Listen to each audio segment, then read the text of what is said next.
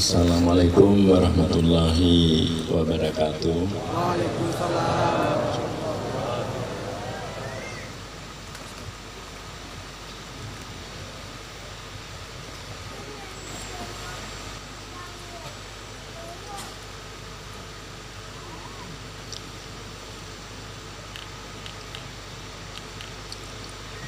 Al-Fatihah.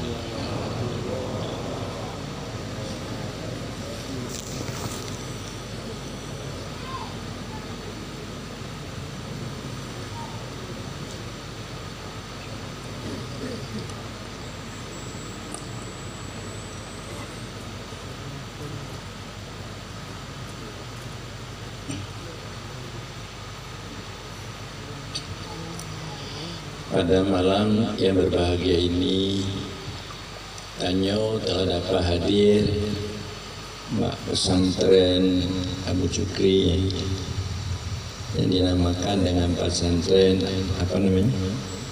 Raudhatul Hikmah. Di mana hadir pada malam ini dari pemimpin-pemimpin kita segi kepemerintahan, yaitu Bapak Ketua DPRK serta anggota DPR lainnya, yaitu anggota DPR Tauhid Tasawuf Isi Gujarat, dan juga anggota-anggota DPR lain, dan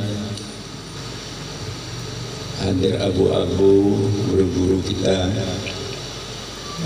bersama kita, baik yang dari Aceh yang di sini ataupun luar Aceh, Tunku Sofyan dari Perla dan kawan-kawan, dan juga dari Melabuh dan di tempat-tempat lainnya. Para hadirin hadirat, utama Pak Kisipango yang telah begitu giat dalam memperjuangkan Tauhid Tasawuf. Beliau ini saya lihat siap untuk berkorban, korban harta, tenaga, jiwa, pemikiran, supaya Tauhid Tasawuf ini bisa muncul. Bagaimana dimaklumi para hadirin hadirat sekalian, bahwa saya adalah salah seorang daripada anak daripada almarhum Abu Yamin Dawali, yaitu sebagai guru daripada ulama-ulama yang ada di Aceh, terutama ulama-ulama yang ada pesantren di Aceh, baik dari Aceh Singkil sampai ke Aceh Timur. Lalu kami ini ada beberapa orang sebagai anak daripada almarhum Abu Yamin Dawali yang kebetulan ya dapat sebagai penerus dan pengganti daripada orang tua kami. Ada istilahnya Muhibbuddin Wali, ada Jamaluddin Wali, ada Nasir Wali, dan ada Mawardi Wali yang masih hidup. Yang lainnya sudah meninggal. Dan saya, para hadirin hadirat sekalian, bahwa kami ini yaitu tidak satu ibu, ada ibu yang berbeda. Saya kebetulan ibu saya orang Labuan Haji.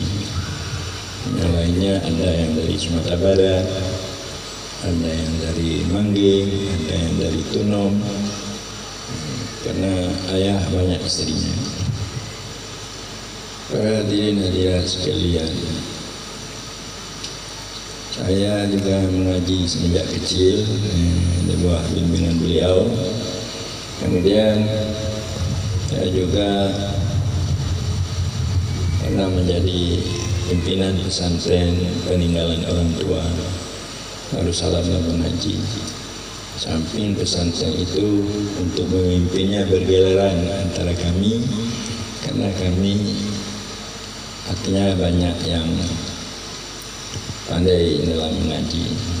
Juga ada yang lulusan dari Mesir, ada yang lulusan dari Madinah, ada lulusan dari pesantren-pesantren yang ada di Aceh. Para hadirin hadirat sekalian, waktu saya mengajar, bagaimana di Malami mengajar kitab-kitab pesantren, baik dalam istilah akidah mulai daripada Sunusi sampai Ummul Barahin, dan juga fikih mulai Madan Takrib sampai sedikit sampai ke Tuhfah sedikit, dan macam-macam kita di dalam pesantren, baik itu merupakan ilmu pokok atau ilmu tunjangan untuk dapat memahami ilmu pokok seperti tafsir, hadis, mantiq, bayan, dan ilmu-ilmu mustalah hadis dan lainnya. Kemudian ilmu-ilmu itu saya mencoba untuk mengamalkannya. Mengamalkannya artinya melaksanakan apa yang ada di dalam kitab, baik dalam segi ibadah dan juga dalam segi akidah. Lalu dengan saya mengamalkan dalam segi ibadah akidah, maka saya tidak merasa puas. Tidak merasa puas artinya tidak mendapat ketenangan di dalam mengharungi kehidupan duniawi ini. Karena juga saya banyak teman-teman mengatakan, kamu sekolah kamu masuk perguruan tinggi. Jadi saya masuk perguruan tinggi, tapi sebentar-sebentar.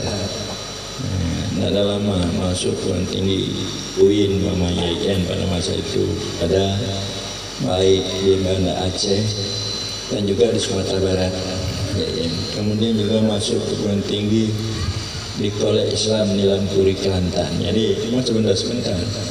Tapi setelah saya memasuki dan memahami daripada ilmu-ilmu yang saya dapat, baik di sekolah ataupun di pesantren, itu juga tidak merasa tenang, tidak aman, takut masa depan, takut.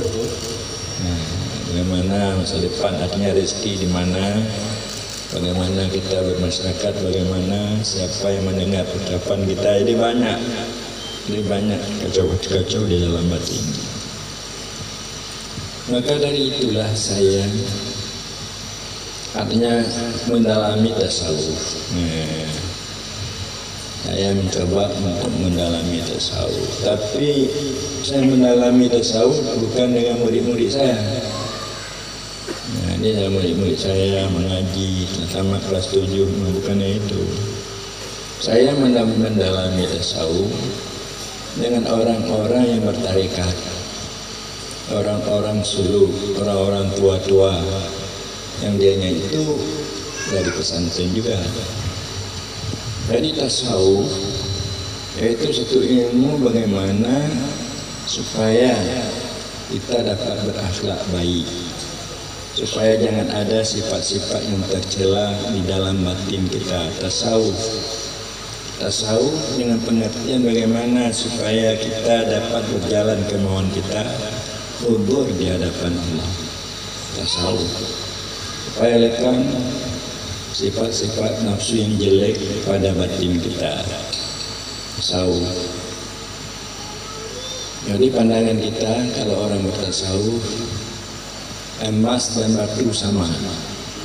Artinya kalau kita dicela, kalau kita dipuji, kita tidak besar hati kita dengan dipuji, tidak kecil hati kita dengan dicela. Tasawuf. Kemudian di samping saya juga coba untuk mendalami tasawuf. Saya tasawuf, kitab-kitab yang saya pakai bukan saja kitab yang ada di dalam pesantren, kitab-kitab lama, yaitu kitab-kitab yang dimiliki oleh wali-wali yang ada di Aceh. Utamanya kitab yang dimiliki oleh Tengku Syekh. Ini wali-wali dulu di Aceh, Tengku Syekh. Ada Tengku Syekh Tengku Syekh di Abu Getah. Ada istilahnya Tengku Syekh di Pasi. Di Sigli ada istilahnya Tengku Syekh di Selemu. Dari kita Tengku Syekh berapa kita Tengku Syekh. Ini makanya kita Tengku Syekh itu banyak yaitu mengajarkan ilmu kesucian. Di samping kitab-kitab di pesantren ada juga seperti Hikam, kemudian Iqadul Imam, dan juga kitab-kitab lainnya di Yahya Ulumuddin seperti Durun Nafis. Makanya ajaran kesucian itu adalah ajaran daripada wali-wali Allah. Tengku Syekh. Jadi beda tasawuf dengan kesucian. Kalau tasawuf tidak ada lagi sifat-sifat nafsu yang jelek yang melengket pada hati kita. Sama kedengkian, tidak ada lagi kesombongan, tidak ada lagi cinta dunia, tidak ada lagi cinta kemegahan, tidak ada. Itu seperti penting. Kita sudah bisa wara, kita sudah bisa zuhud, kita sudah bisa tabatul. Tabatul artinya memutuskan sangkutan hati kepada alam dengan tidak melihat keuntungan yang kita capai dari alam. Kita tidak perlu harap dan takut kepada alam. Karena telah kita menyerahkan diri kita kepada Allah, kita reda dengan apa yang Allah lakukan kepada kita. Kita tidak perlu mengindahkan alam, karena alam ini tidak memberi bekas perbuatannya dan sifatnya terhadap kita. Kita dapat itu membuktikan sangkutan kita dengan hawa nafsu, karena hawa itu adalah nyawa nafsu, sehingga nafsu kita bisa berjinak-jinak dengan Allah. Terlihat barak-barak kasyaf, artinya kilat-kilat keterbukaan keberadaan Allah. Tasawuf. Jadi ini yang diajarkan tasawuf, supaya dapat memutuskan sangkutan-sangkutan hati kepada selain Allah, hanya Allah semata. Kemudian diajarkan juga belajar ilmu kesucian. Sufi artinya bersih daripada bercerai dengan Allah. Kita senantiasa dapat berkumpul dengan Allah di mana-mana, di waktu apa saja. Sufi artinya bersih daripada bercerai, berarti kita berkumpul dengan Allah. Di samping penyakit-penyakit nafsu pada hati kita telah hilang, maka cahaya Allah itu mantul ke dalam hati kita sehingga kita dapat berkumpul dengan Allah, tidak berpisah-pisah dengan Allah. Jadi ilmu-ilmu yang seperti ini oleh Abuya saya dulu kepada murid-muridnya yang alim-alim itu belum dapat disampaikan. Sampaikannya sekedar kata Tengku Syukri ini orang-orang Sulu, orang bangai-bangai, anak melim untuk berdoa. Ada apa itu maknanya nampu. Tapi oleh abu-abu itu belum dapat disampaikan. Jadi waktu saya mendahirkan di waktu ini, makanya adalah murid-murid senior daripada ayah saya menentang saya. Saya berapa kali dipanggil oleh Abu Daud Nandami, kamu kecil dulu, saya sudah besar. Guru saya Abu Mudawali tidak mengajarkan ilmu ini pada saya. Kendek kami menanci, hanya pono dek guru ilmu Mudawali lagi. Pakil ilmu kebenaran, mereka. Kali itu problem. Jadi mereka menentang, tetapi setelah menjejaki, yang hanya menentang leboh kepatentum. Kabupaten iaitu Tengkunyo, Aceh Timur, Aceh Utara, dan juga Kabupaten CPD. Yang semua dari kabupaten di Aceh ini telah bersama-sama. Buno, kamu bersama-sama dengan Musbidah Aceh Jaya, Kodim, Kapolres, juga Bupati di Lamno. Lamno beberapa. Sehingga Bupati mengatakan, buat kegiatan tasawuf yang ada di Lamno. Kalau kurang belanja atau perlu, saya akan membantu. Ini Bupati Lamno, Buno, insyaallah. Jadi baik Lamno, Aceh Jaya, Melabu sudah bersama kita, Takengon, Bandar Mulia, bersama-sama Gai Luwes sudah bersama-sama kita, dan juga Kuala Simpang. Sehingga Kuala Simpang membuat nama negerinya Nanggro Betuah Bumi Tasawuf. Nanggro Betuah Bumi. Jadinya yang menentang hujudnya ke Tengkunya. Kamu jak Bupati Hanajid lagi. Mungkin lagi nak Bupati Ji. Semua takut kerana murid-murid Abu Tumi yang culok menjadi Bupati kan. Dia hormat kepada Abu Tumi ini. Baik soal dia ya, wali kota daripada Losmoy dan lainnya. Tahukah bapak, ibu-ibu yang terhormat, kalau kita belum bertauhid tasawuf, tauhid sufi, berarti kita sia-sia di dalam hidup. Bahasa Parsi mengatakan hammah baidash, sia-sia di dalam hidup. Kenapa kita sia-sia kita ini? Karena kita tidak dapat bersama Allah. Ini saya sedangkan fitrah kejadian danyo yang puji danyo atau Allah. Jadi anda kita tanya sama Allah, yang puji danyo Allah, anda bisa sama Allah. Jadi tidak tahu deh.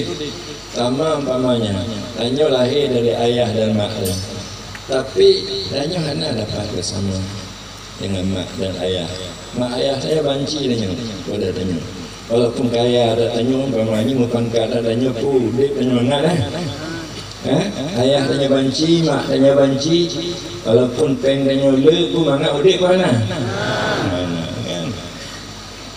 Jadinya makanya sebenarnya pengajian ini tidak kayak mudah, karena ada 4 tahap, 4 tahap jenjang yang dengan itu kita bisa sampai artinya kita bisa bersama Allah. Kenapa ya? Kenapa ya tak buat proposal untuk menghadap gubernur? Kenapa ya? Proposal untuk menghadap gubernur melalui kabak umum, kabaknya, Anda mau kabak. Bagaimana mudahnya? Untuk kita bisa sampai kepada Allah, pertama ilmu. Pada dasar yang pertama, ilmu yang berkaitan dengan akidah, keimanan kita terhadap Allah, mengetahui Allah dan sifatnya, Nabi dan sifat, akidah. Kita yakin.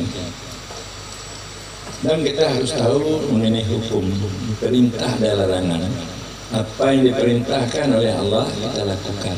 Apa yang dilarang oleh Allah kita hentikan. Di antara lain perintah Allah katanya apa ibu-ibu semayang di muatai baik tinggal di yang paling kurang. Padahal perintah Allah itu banyak, yang berzakat, perintah Allah naik haji, perintah Allah cara zahir, cara batin katanya ambil dengki, harus katanya hidup berkasih sayang, peduli, tahan disakiti, tidak menyakiti. Perintah batin. Yang paling kurang perintah zahir kita lakukan, larangannya kita hentikan. Namanya kita tidak boleh berzina, tidak boleh kita mencuri, tidak boleh kita menyakiti orang. Harus tanya, artinya ibu-ibu tanya tidak boleh menuduh yang kongkon, tanya baik sangka. Karena ibu-ibu lebih-lebih dengan suami dan baiklah tuduh menuduh Lainnya mutakili. Nyana, Cino hana kan? Hana, alhamdulillah. Jadi itu larangan. Tadi patuh. Lakukan perintah menjauhkan larangan. Ini dua. Kita tahu hukum. Artinya kita tahu hukum, mengerti hukum yang wajib, yang sunat, yang haram, yang makruh, dan yang harus.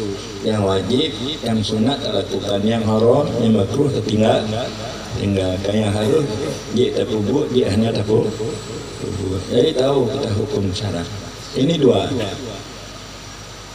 Jadi samping kita tahu akidah, tahu kita sifat-sifat nafsu. Maknanya nafsunya adalah Nabi berkata dalam hadis qudsi, semusuh-musuh yang paling musuh yang diciptakan oleh Allah, musuh Allah dan musuh kamu adalah nafsumu yang ada di antara dua lumbungmu. Jadi yang semusuh-musuh yang paling musuh yang diciptakan Allah untuk kita adalah nafsu kita. Mengapa? Karena nafsunya ada mempunyai sifat-sifat yang baik dan yang tidak baik. Sebagaimana juga Yusuf mengatakan, la ubdi'u nafsi, inna nafsa la ammaratun bisu. Tidak aku lepaskan nafsuku. Sungguhnya nafsu ini selalu memerintahkan untuk melakukan jahat. Jadi nafsu ada nafsu amarah, ada nafsu lawamah. Ada nafsu mutmainnah, ada nafsu radiyah. Jadi nafsu itu sifat-sifat nafsu. Nafsu itu satu dia. Yang nafsu itu adalah kumpulan daripada nyawa dan tubuh. Kumpulan daripada nyawa dan tubuh. Nafsu itu asalnya nyawa. Jadi waktu sudah bertubuh, diciptakan tubuh, maka dikatakan nafsu. Jadi oleh karena itu, maka sifat daripada nyawa dan tubuh kita ini ada 7 sifatnya. Ada sifat yang baik, ada sifat yang tidak baik. Nafsu yang baik, nafsu mutmainnah. Jadi kita sudah bisa berakhlak baik dan sudah tidak terlihat kita perbuatan dan sifat nafsu, sudah panah nafsu dan tidak ada waswas keraguan dalam menghadapi kehidupan, baik rezeki dan lainnya. Makanya Allah memanggil, ya ayatuhan nafsul mutmainnah irji'i ila rabbiki. Jadi itu syaratnya. Pertama, ilmu yang berkaitan dengan akidah, dengan hukum syarak, perintah dan larangan, dan dengan nafsu, sifat-sifat nafsu yang baik dan sifat yang tidak baik. Dan kemudian setelah kita ketahui yang demikian itu ilmu yang fardu'in. Yang fardu'in itu mengenai dengan mengetahui hukum fikih, mengetahui pula itu fardu'in. Tiap mukallaf harus tahu, yang balik berakal harus tahu. Tapi batas-batas tahu menurut kepentingan. Kalau kita belum ada belanja untuk haji, kita tidak wajib untuk mengetahui haji. Kalau sudah ada belanja, baru kita wajib untuk mengetahui bagaimana cara rukun haji. Dan begitu juga berzakat. Kalau belum ada nisab, kita tidak wajib. Tapi mengenai sembahyang dan puasa, itu tidak ada ketentuan. Itu kita baik orang kaya, tidak orang kaya, orang sakit, tidak sakit, harus dapat melaksanakan mengenai sembahyang dan puasa. Jadi kita harus tahu hukum perintah dan juga larangan berzina segala macam, ya, atau pekerjaan-pekerjaan yang jahat, itu kita harus hindari. Setelah kita tahu, kita amalkan. Setelah kita tahu, amal. Bagaimana kita mengamalkannya? Hukum cara ini terlihat pada anggota kita. Hukum cara umpama sembahyang itu pada zahir kita. Bagaimana kita rukuk, sujud. Jadi tasawuf terlihat pada sikap kita. Oh, ini ya sifatnya. Dia tawadhu, dia terendah, ucapannya lemah lembut. Dia tidak terlihat yaitu untuk memperlihatkan kelebihannya, ria dan ujub tidak. Terlihat pada sikapnya. Itu mengenai dengan tasawuf. Dan mengenai juga dengan akidah keimanannya. Dia terlihat bahwa Allah itu dekat dengannya. Allah itu memberi rezeki. Anak pun di tulis, anak pun tulis minta apa, anak pun dah mutu. Punya pengutnya jadinya anaknya. Lebih pah juga, pah buka.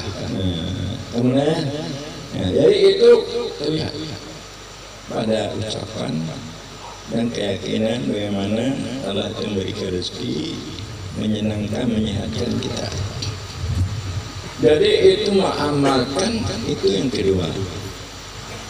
Kemudian setelah mengamalkan apa yang diperintahkan Allah, ya kan, diamalkannya dalam segi ilmu, baik akidah pun cara tasawuf.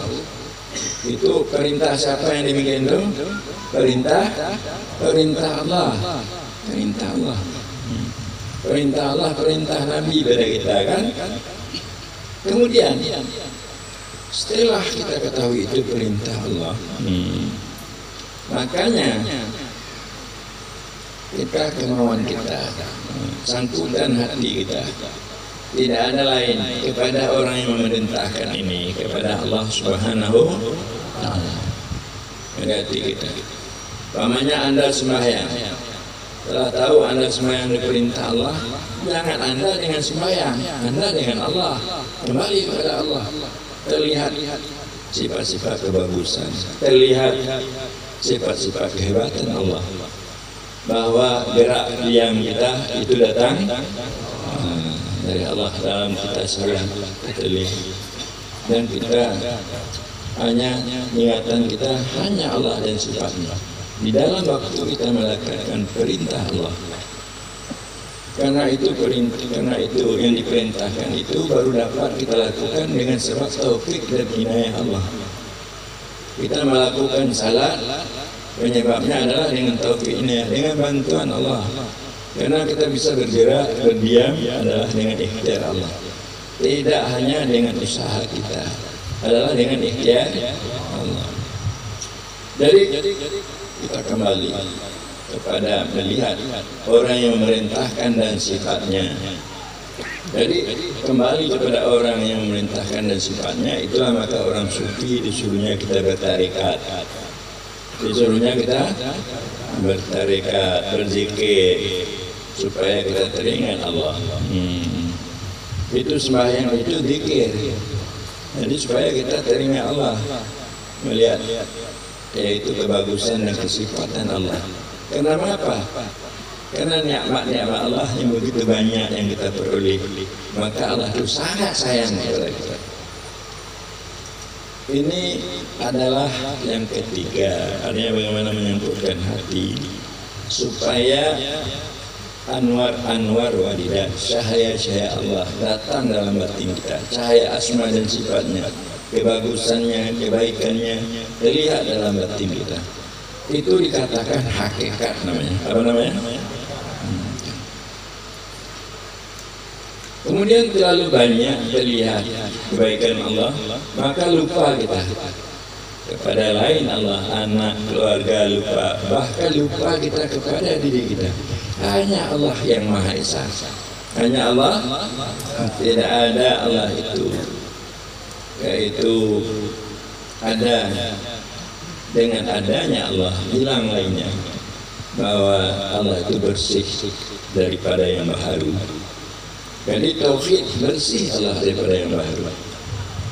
Tauhid khawas, tauhid yang diajarkan oleh tasawuf, bersih Allah daripada baharu. Artinya waktu kita mengingat Allah tidak lagi teringat kita.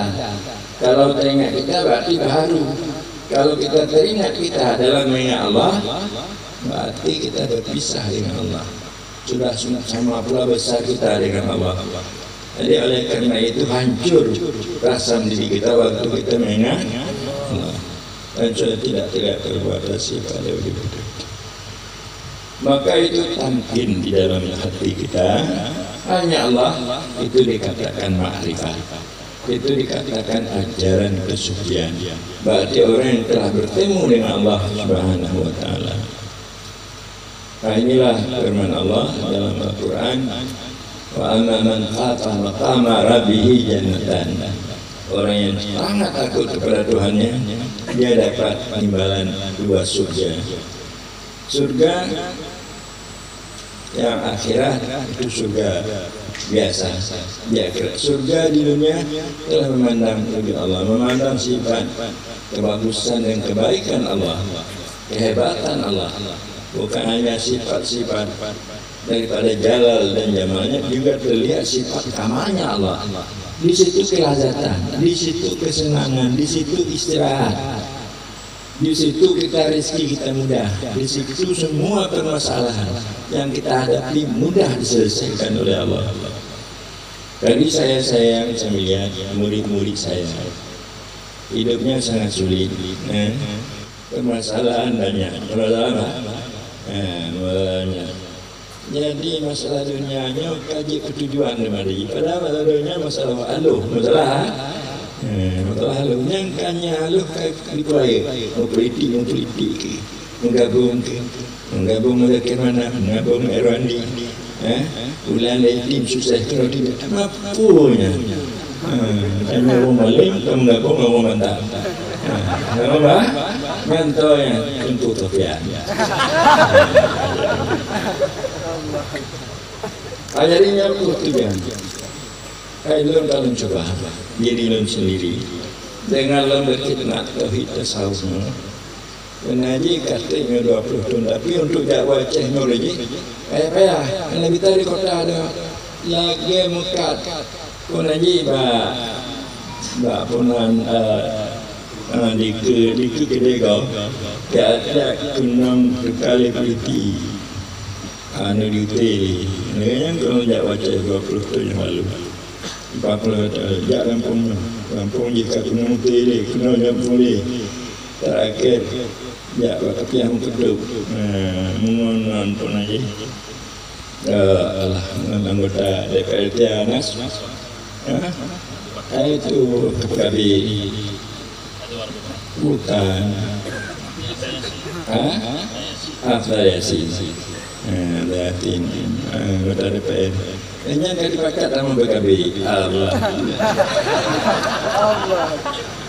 ini yang kalian dua aja nanti malah menyebut PKB tidak bisa berdakwah mata lain nyogino yang untuk mengeling-eling kita sahurnya PDI sama tiap-tiap satu email yang mumpuk Jokowi nyobu mumpuk email Jokowi nantinya kenapa yang telah melihat buku dan buku katnya yang kagu koko ini nanti NU nanti Abu penasihat kita kerjasama ajak Malaysia nanti jadi oleh Datuk Fakhrudin kita kerjasama dengan alumni Malaysia, alumni Malaysia, saya sebagai ketuanya. Jadi kalau untuk mananya teori yang nak galak belum cium PA, PA nak galak. Jangan tanya bakal nak galak PA, mau ni kau macam lagi, lu perjuangan cahaya lu. Cahaya betul-betul dapat akhlak yang bagus, iman yang kuat, hidup berkasih sayang gaul yang baik. Karena tidak ada kekuatan yang paling kuat daripada akhlak yang baik. Kalau kita berakhlak yang baik, kita tidak bisa dikalahkan. Maka Islam masuk Nusantara ke Aceh, pendekatan tasawuf, pendekatan tasawuf, akhlak yang baik. Pendekatan sama lain, ada malim, nyurutumnya, timbaknya, tampaknya, anaknya. Lagi itu yang dilakukan dengan ketujuan imun. Habis macam yang kamu dengar bajunya kamu bawa.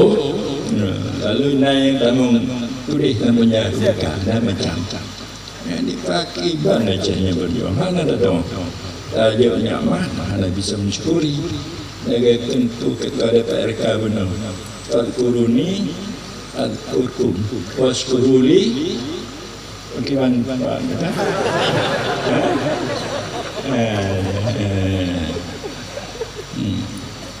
Kuruni adkurkum tashkuruli wala takfurun. Nikmatnya tak syukuri, jangan tak kufuri. Kufuri tidak dipergunakan dengan sebaik-baiknya nikmat, maka akan terjadilah itu musibah yang berbagai-bagai pada diri tadi. Kalau tuan-tuan bertambah mencuti dengan lembaga tauhid tasawuf, sehingga dapat dikenal di mana-mana. Sehingga ingat lemah tauhid abang-abang lun. Daun abang Jamaluddin walaupun daun DPR pusat, DPR pusat, daun Muhyiddin walaupun daun DPR pusat, tapi di lun angkat dasar lebih dari daun. Bahkan lebih dari segi pun lebih. Dari segi pembental lebih-lebih dalam segi jamaah. Ada jamaah dari Indonesia, dari luar negeri. Kamu bangga dengan Pak Jufri dari Selangor, dari Johor, begitu ke Johor, kali yuk tanah 5 hektar, tanah 5 hektar abu untuk membuat tauhid tasawuf. 3 saja yang demi tanah 5 hektar. Mau nyumpah majik tutup ajak wacana behan 5 hektar mudah hektar nah. Mungkin nama sebego saja. Mana mudah mudah. Pak Dukri Hasanuddin banyak kuning ulun boleh buat pahat karena itu penyanyi spanduk agunan. Ini adalah posko tauhid tasawuf. Itu maknanya, karena supaya Anda tahu di Malaysia itu Syekh Andarul Singkili dengan Hamzah Pansuri yang di bawah bawahnya. Tadi yang menjadi ucapan yang menjadi idola yaitu Hamzah Pansuri, ulama sufi, dan juga Andarul Singkili. Ini awaknya kenal dia, artinya paham wahdatul wujud, paham kesufian. Jadi mereka sangat-sangat mencintai. Jadi lunjak Malaysia dia menganggap lunjak Andarul Singkili. Jadi dia anggapnya dengan ada awaknya memuliakan. Nanti bro anak daripada Tuan Guru Muhammad bin Abdul Malik semasa dengan Andarul Singkili dan Kutup Ibrahim lagi.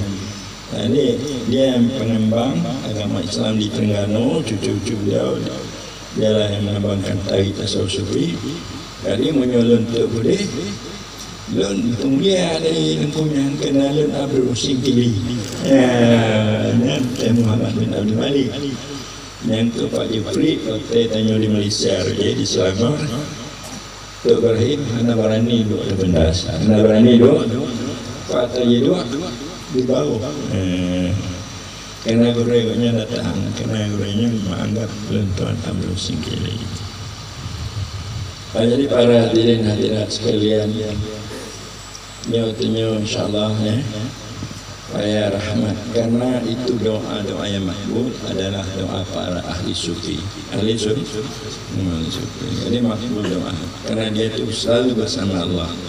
Jadi makanya tanya akan angkat ajaran kesufian lagi supaya Acehnya kembali kekuatannya, kemakmurannya, keadilannya, kedamaiannya, dan kesejahteraannya bak melebihi dari provinsi-provinsi lain, dan juga hendaknya bak lebih daripada Malaysia dan Brunei Darus.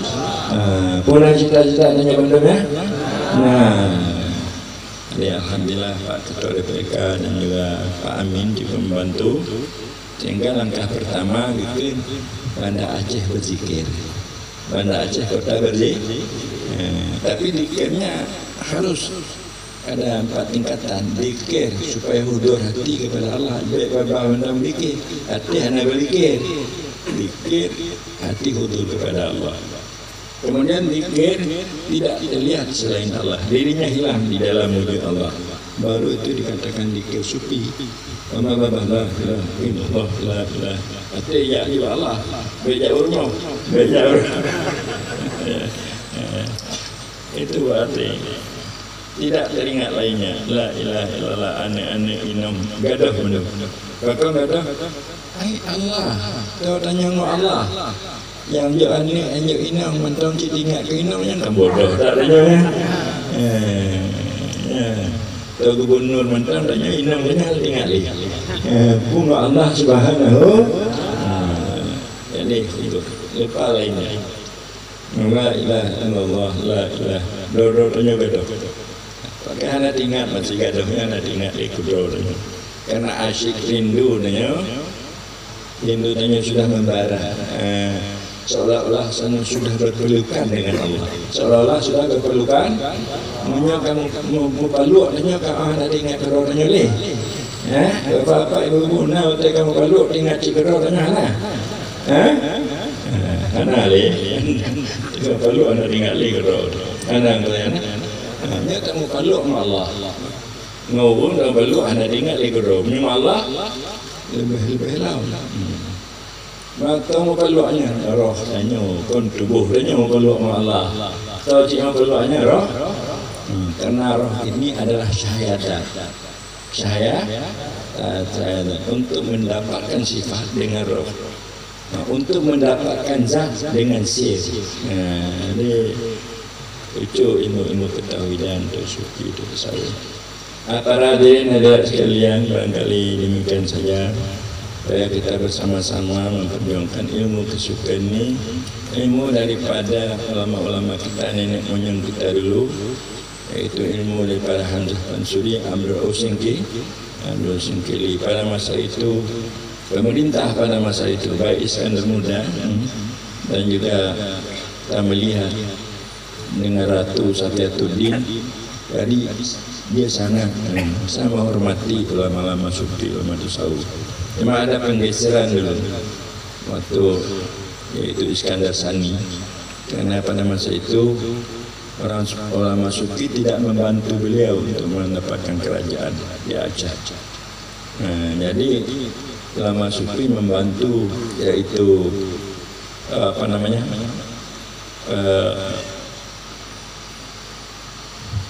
anak daripada anak-anak Panglima Polim. Jadi tidak membantunya Safiatuddin, tapi dibantu Panglima Polim. Jadi terjadi penggeseran politik, terjadilah pembunuhan ulama-ulama sufi di Aceh. Maka teruslah kejadian berdarah di Aceh, berdarah. Nah PKI nanti macam mumpang dari bero, karena ulama sufi banyak terbunuh pada masanya. Jadi oleh karena itu mudah-mudahan jangan ada lagi kejadian berdarah di Aceh. Kita angkat lagi ajaran kesucian di Aceh ini. Cuma demikianlah. Wallahualam salam kepada Abius, ada Abi, saya berzikir.